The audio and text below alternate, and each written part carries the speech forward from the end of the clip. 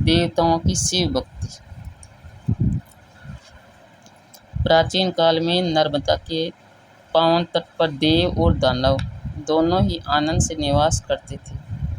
समय के परिवर्तन से दानवों की शक्ति अधिक हो गई, जिससे दोनों में परस्पर घोर संग्राम हुआ। अंत में देवगण हार कर दानवों से भयभीत हो गए। शरणागत वत्सल भगवान शिवजी की शरण में गए। देवताओं का यह दृढ़ निश्चय था कि शिवजी शरणागत वत्सल है, शरणागत रक्षक है, शरणागत वत्सल है। वे शरणागत को कभी नहीं त्यागते। अतः शिवजी को किसी तरह शीघ्र संतुष्ट करना चाहिए। इसी बीच देवगुरु बृहस्पति बोल उठे कि देवगणों, तुम्हें दानवों को परास्त करने वाला यज्ञ करना चाहिए, क्योंकि यज्ञ से ही प्रभु संतुष्ट होते हैं। बृहस्पति जी की बात सुनकर ब्रह्मा जी बोले कि दानवों के भय से हम सबको तो मंत्र ही याद नहीं आते।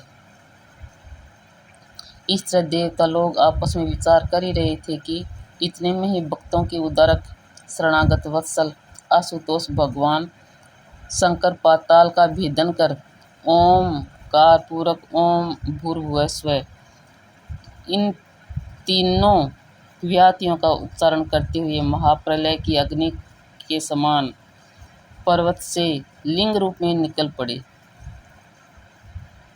करुण सूर्य के समान प्रकाशित आदि अंत रहित ऐसे श्रेष्ठ लिंग का अब तक किसी ने कभी दर्शन नहीं किया था।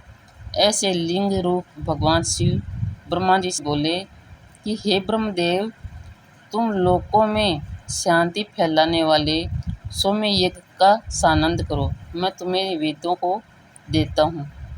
उसके बाद ब्रह्मा जी ने भगवान की आज्ञा पाकर लोकों की शांति प्रदान करने वाले सौम्य यज्ञ किया।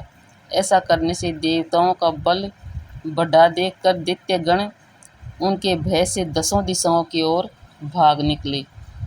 ओमकार के प्रभाव से सभी देवता निर्भय हो गए। फिर महादेव जी का पूजन कर वे आनंद पूर्वक स्वर्ग को चले गए। कल्पांत तक रहने वाले देवता और दैत्यों से नमस्कृत यह ओमकारेश्वर महालिंग शिव सबका मोक्ष देने वाला है। समस्त देवता कल्प के अंत में इसी लिंग में लीन हो जाते हैं।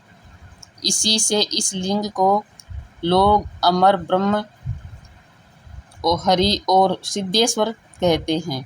नर्मदा तट पर विद्यमान मार्कंडेय लिंग, दूसरा अविमुक्त लिंग, तीसरा केदार लिंग, चौथा अमरेश्वर लिंग,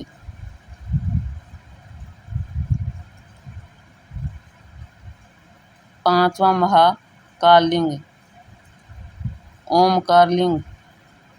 इन पवित्र पांचों लिंगों को जो प्राणी प्रातःकाल उठकर याद करता है, वह सभी तीर्थों का फल पाकर शिवलोक को पूजित होता है।